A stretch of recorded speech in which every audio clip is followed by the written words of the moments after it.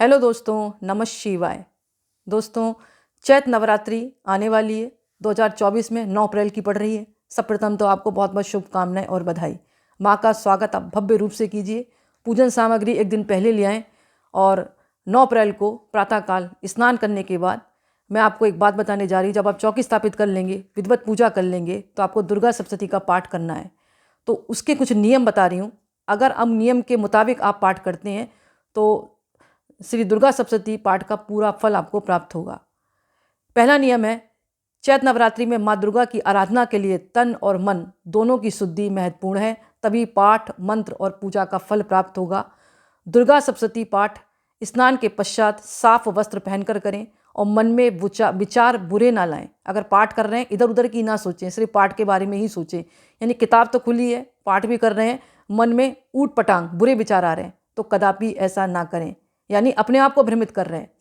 दूसरी बात, सबसे पहले माँ दुर्गा के समक्ष पूर्व की ओर मुख करके बैठें। शुद्धि के लिए 4 बार आचमन करें, घी का दीपक लगाएं और पुस्तक को लाल कपड़े या व्यासपीठ के ऊपर रखकर पाठ करें। पुस्तक कभी कभी हाथ में ना उठाएं। बहुत से लोग हाथ में रखकर करते हैं, वो ना करें। आपको व्यासपीठ बनाकर उसके ऊपर रखकर आपको पाठ करना चाहिए।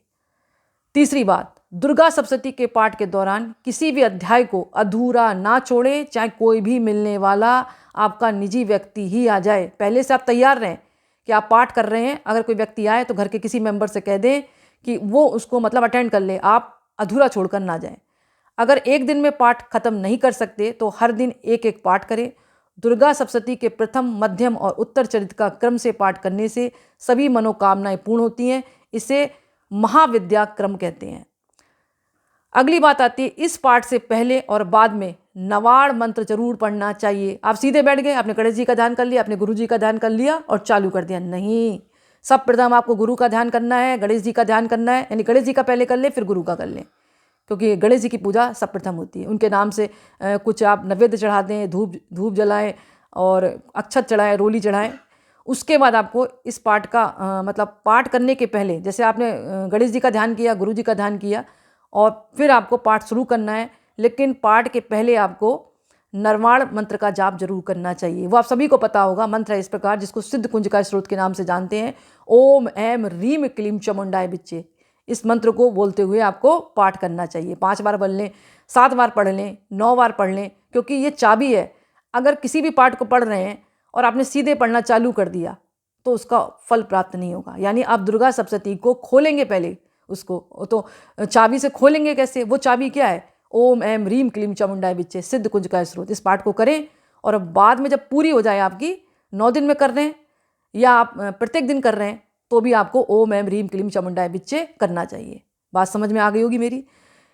एक मंत्र में ओंकार भी है, इस मंत्र में सरस्वती भी है, माँ लक्ष्मी भी है, इसलिए माँ काली के बीज मंत्र का इसको रूप बताया गया है। यानी सारे रूप इसी में विराज रहे हैं शक्तियों के। अगली बात आती है, दुर्गा सप्तशती का पाठ कभी भी हड़बड़ी में नहीं करना चाहिए। आप जा रहे हैं नौकरी पर, चाकरी पर, तो क्या ज़रूरत है आप पाठ करें, आराम आराम से शाम को कर लें।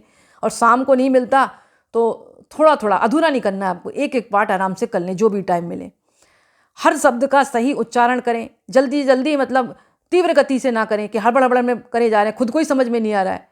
क्योंकि मैंने अनेक वीडियो में बताया कि भीतर वही शक्ति विराज रही है जो सारे ब्रह्मांड में फैली है। जब आप खुद ही नहीं समझ पा रहे हैं तो ब्रह्मांड में उसका वाइब्रेशन कैसे जाएगा? इसे मध्यम गति के साथ पाठ करना चाहिए। अगर संस्कृत में पाठ आता है तो बहुत अच्छी बात है, नहीं आता तो हिंदी में पाठ करें।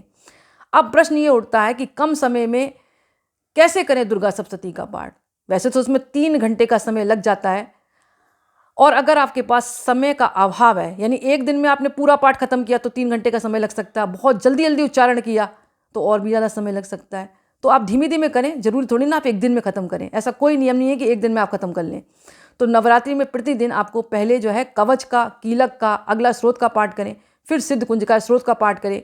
मानता यह है कि दुर्गा सप्तशती का संपूर्ण पाठ का फल तभी प्राप्त होता है जब आप साथ में कवच है, कीलक है, अगला स्रोत का पाठ करते हैं और सिद्ध कुंज का स्रोत का पाठ करते हैं। नहीं तो आप कितना भी पाठ कर लें, दुर्गा सप्तशती पाठ का पूर्ण फल प्राप्त नहीं होता। ये बात मैं नहीं कर रही हूँ, पुराणों के अनुसार भगवान शिव ने देवी पार्वती को ये बताई थी कि आप देवी, अगर आप पाठ करें तो इन बातों का ध्यान रखें। तो दोस्तों आज का वीडियो मैं ही समाप्त करती हूँ। पसंद आए तो लाइक करें, दूसरों को शेयर करें ताकि उनको भी दुर्गा सप्तशती पाठ की महिमा पता लगे और साल में ही नवरात्र आ रहे हैं, उन नवरात्रों में वो पाठ करें तो उन पर माँ की असीम कृपा और आशीर्वाद उनके ऊपर बना रहे। तो दोस्तों बहुत बहुत धन्यवाद।